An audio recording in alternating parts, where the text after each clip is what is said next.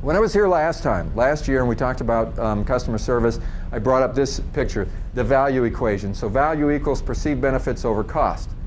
Anything worth doing has a cost to it. The cost could come in the form of money, it could come in the form of time, or other resources.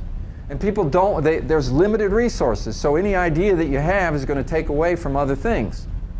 So if for them to see the value in what you're trying to sell them, you've got to build in their mind perceived benefits. And this is where most people are not good. They present an idea, it goes over like a lead balloon. Why? Because all the person sees is the cost, and they're not seeing any of the benefits. They're not perceiving the benefits. So that's the job of the person who is selling the ideas. So I got 12 things. I'm just going to run through them real quick. And this is just some stuff to think about, and maybe for some of you, this will be an important part of leadership and influence for you. Number one, and these are just ideas, and this would depend on the magnitude of the thing you're trying to sell. Some of these wouldn't require this. But sometimes, schedule a meeting to present your proposal.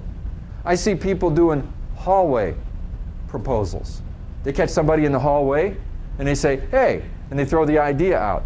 Well, you need to get the person focused. They're thinking about 10 other things, and it's really not an appropriate thing. So schedule a meeting to sit down, do it right. I have something I want to present to you. Do your homework. If you're dealing with somebody that needs facts, which most of the managers are that you're ever going to work with, you better have some facts to back you up. Some statistics, some real information to help you in the process of building a case, a business case. Get feedback from some of your peers and fine-tune the proposal. You say, I'm going to go into Jason and try to sell this idea to him, but I don't know how it's going to go across. So let me tell you what I'm going to present to him. Does that make sense? Is there something else I should add or something like that?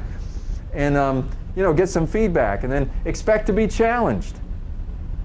I've never seen a manager yet, or an individual yet, or a customer, that if you're asking them to give something up in the way of resources, time, money, or whatever, that they aren't going to challenge you.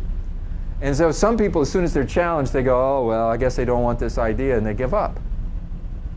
Be ready to meet the challenge. Focus on the benefits to the decision maker, not the benefits to you. Be prepared to answer their objections, which is part of doing your homework, and make sure that you're ready for that. Number 7, acknowledge the pitfalls. This is a big thing. For some people, they want to try to smooth it over and say, this is a perfect solution. But it could go wrong. There could be some risks. And so what you have to do is to be able to say, I've thought about the risks.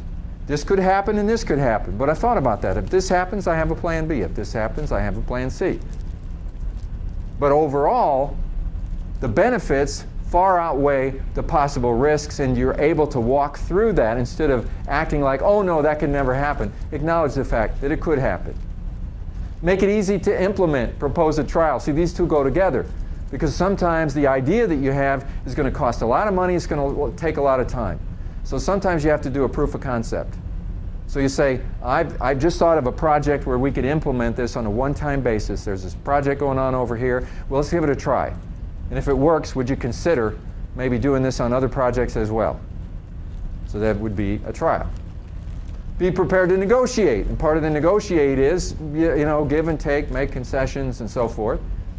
Show your positive attitude and conviction and sense of ownership, which in a lot of cases, when you get challenged and so forth, the person doing the challenging wants to know how much conviction you have. Have you really thought this through? Is this something you're dedicated to, or are you just kind of throwing an idea out? And then sometimes they'll turn it around on you. And they'll say, that sounds like a great idea. Maybe we should turn it over to you to be the one to do all the work. As a manager, I played that one on people all the time. They expected somebody else to do the work. You walk into a meeting not expecting to get handed your walk. Right. Walk out. Yeah. So be prepared for that, and even volunteer to do it. Because often, one of the resources that we're short on in order to implement good ideas is enough people that have enough bandwidth that are willing to do it.